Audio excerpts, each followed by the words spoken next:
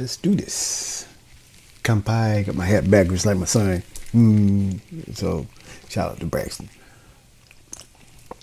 Today's not a tea. I picked up a strawberry milk thinking it was a strawberry milk tea. But this is just a strawberry milk. So it tastes like pretty much like Nestle Quick.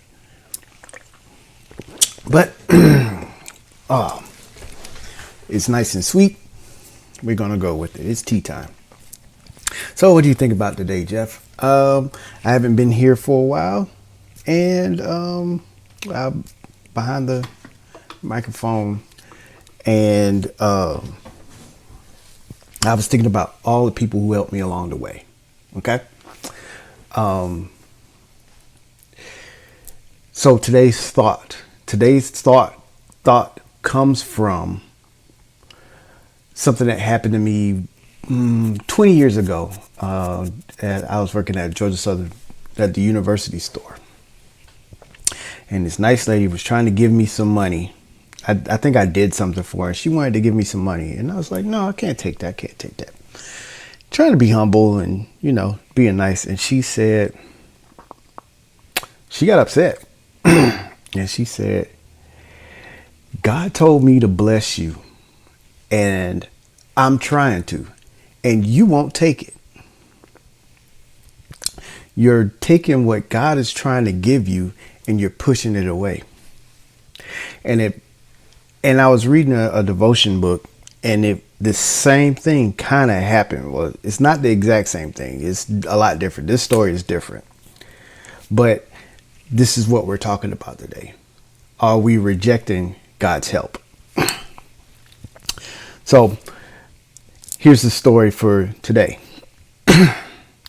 There, a prominent doctor who was good at his field, one of the best, got a late night call saying that a child was hurt, severely hurt, and only they could do the surgery on him. The child needs his help, and he might have an hour to live, maybe 30 minutes, 30 minutes tops. So he said, if I jump in the car right now, I'll be there in 20 minutes.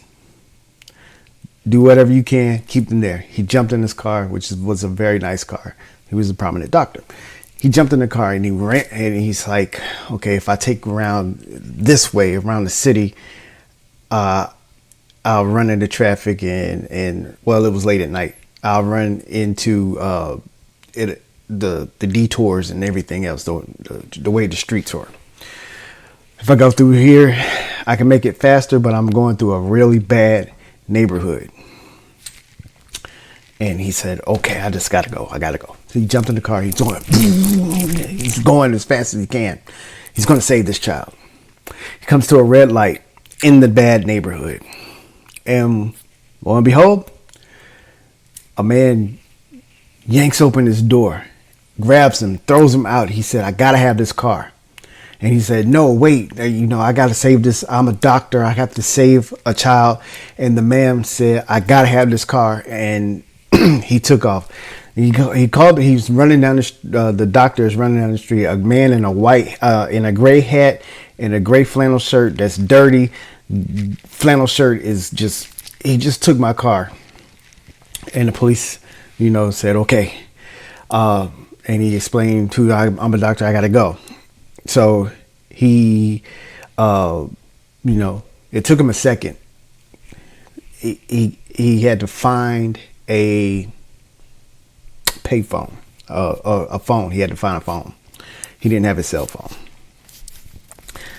When he found the phone, he had to call the police, and then he had to call Uber or a taxi to come pick him up and take him to the hospital because his car is gone.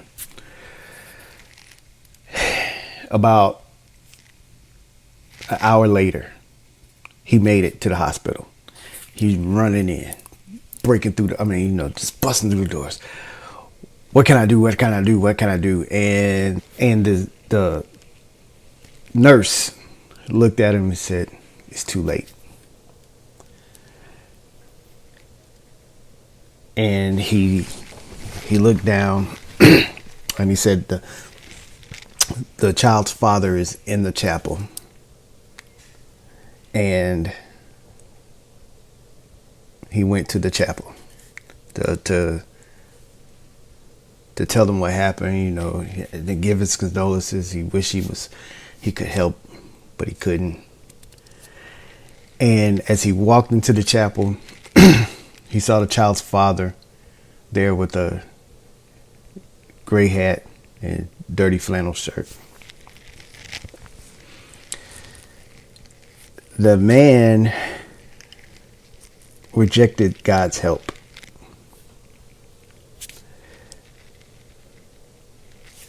He had the best surgeon in all of the town coming to his son's aid or his child's aid, and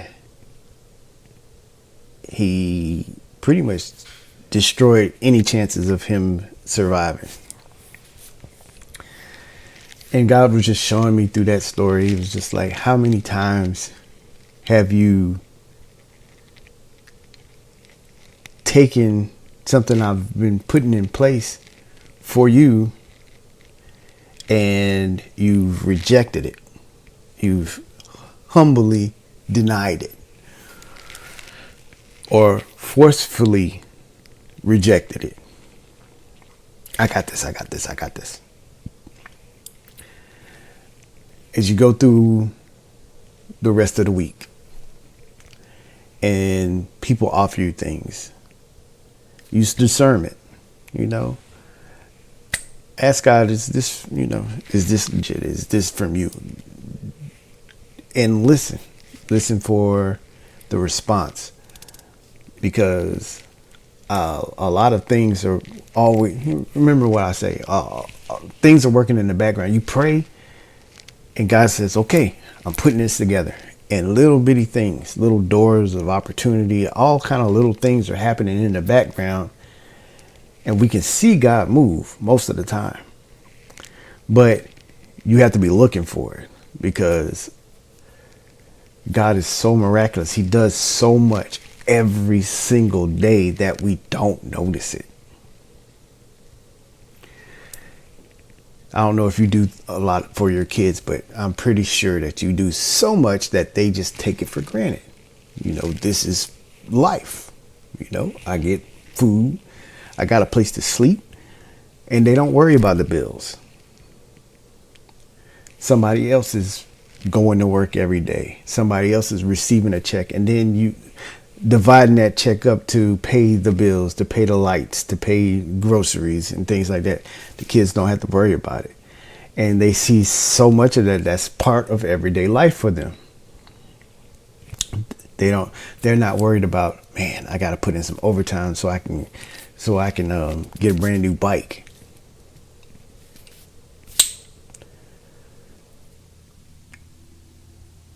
Notice God's hand in your life.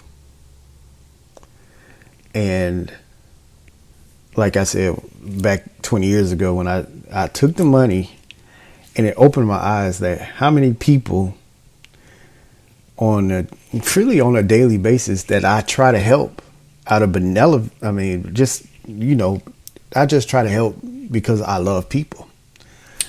I'm not trying to get anything from it, get anything out of it. Just like helping people. I like to see people smile. How many times have God rewarded me and I'm like,